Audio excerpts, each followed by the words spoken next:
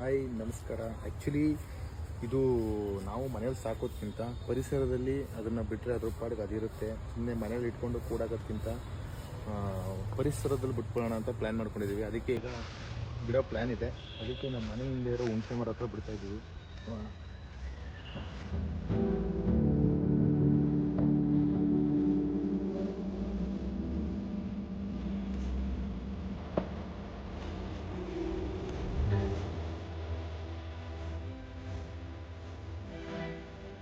ಇದೆ ನೋಡಿ, ಇದೆ.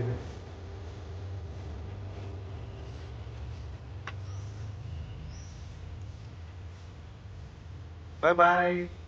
ಲಾಸ್ಟ್ ಟೈಮ್ ನನ್ನ ಮುಖ ನೋಡ್ಕೊತಿದ್ದೆ. Okay bye. ಮನೋಳು ಕರೆಯೋಣ ಸುಮ್ಮನೆ ಎತ್ಕೊಂಡಿರ್ತಾ ಇದೆ.